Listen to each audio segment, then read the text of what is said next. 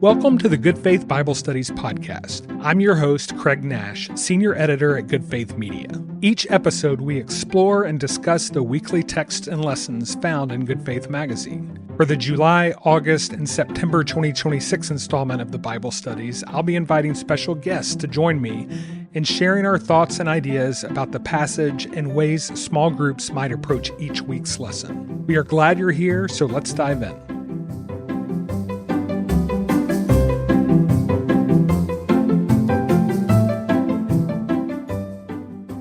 This week's parable comes to us from Luke chapter 18, verses 9 through 14. He also told this parable to some who trusted in themselves that they were righteous and regarded others with contempt. Two men went up to the temple to pray, one a Pharisee, the other a tax collector. The Pharisee, standing by himself, was praying like this: God, I thank you that I'm not like other people, thieves, rogues, adulterers, or even like this tax collector. I fast twice a week, I give a tenth of all my income.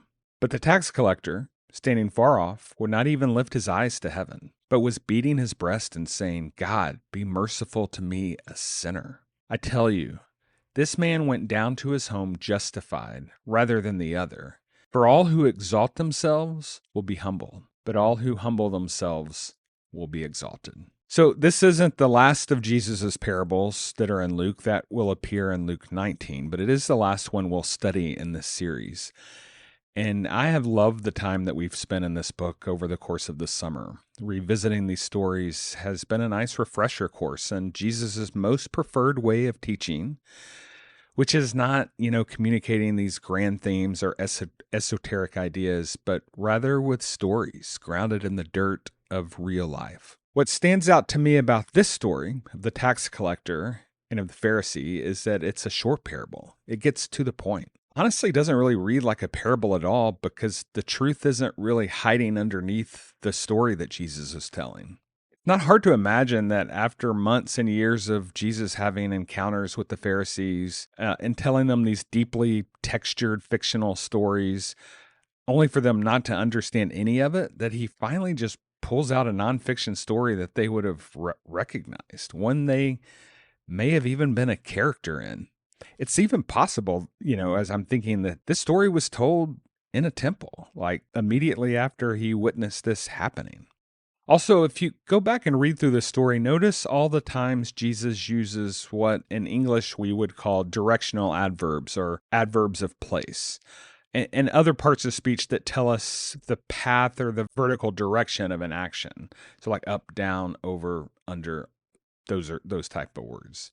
Two men went up to the temple, the Pharisee standing by himself, but the tax collector standing far off would not even lift up his eyes toward heaven. I tell you, this man went down to his home justified. And then the theme of this parable, and really so many other parables, all who exalt or lift up themselves will be humbled, are brought low, are down. And those who humble or bring low or down themselves will be exalted or lifted up. Jesus seems to be painting a picture here, like he has in so many of these other parables, of a kingdom that does not go in the direction that any of us expects. And when we return, we'll look at this week's lesson and the ways you can approach it with your small group.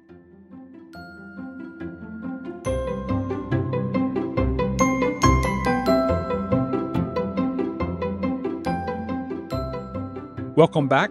On this last week of the study of the parables in Luke, I am flying solo once again.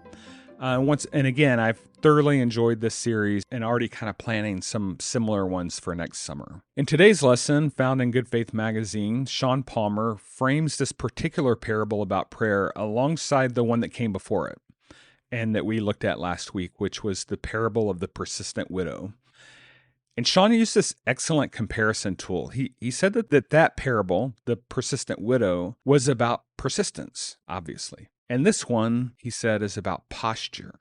And in thinking about prayer in particular and spiritual formation in general, this seems like an important kind of dual approach, dual mindset to keep in mind.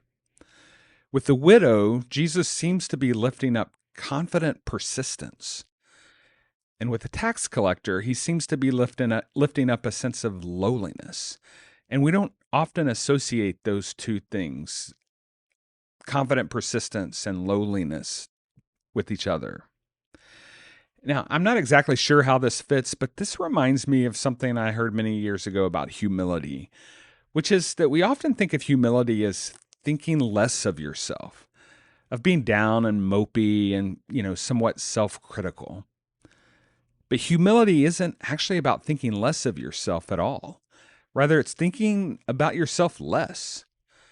So if you take these two characters, the widow and the tax collector, and you created kind of a composite character of what prayer looks like, which seems to be maybe what Jesus is doing here and what Luke is doing by placing these parables next to each other.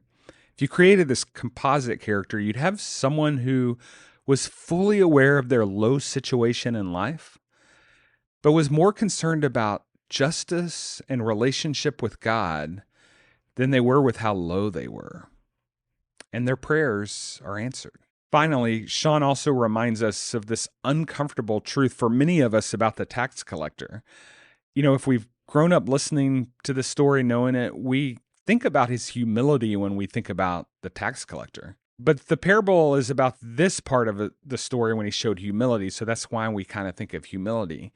But it's important to remember, as Sean wrote, that this was a religious man who conspired with the powers of Rome. In other words, he kind of put secular or interest of power over interest of religion. He walked hand in hand with the empire. So at some point in his life, maybe even as he was praying, he held some level of status in the earthly kingdom, even if he was looked down upon by his religious siblings. This reminds me that we need to extend grace to all of God's children, not just those whose position in life appears humble to us. And so as you close out the study with your group, spend some time reflecting on this parable and on the parables that we've been studying in the previous weeks. Ask your group what themes they've seen emerge. Ask them what their favorite parables were, maybe who their favorite characters were within those parables, maybe their least favorite characters. Which parable challenged them the most, and which one could they probably do without? And when I return next week, we will begin a study in the early chapters of Genesis. Until then, may you approach God with both confidence and humility. See you next week.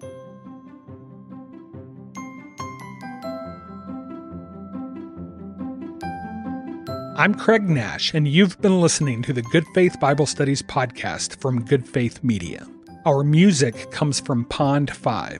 If you are not already a subscriber to Good Faith Magazine, learn more about how you can receive a copy of the magazine and Bible study curriculum at goodfaithmedia.org.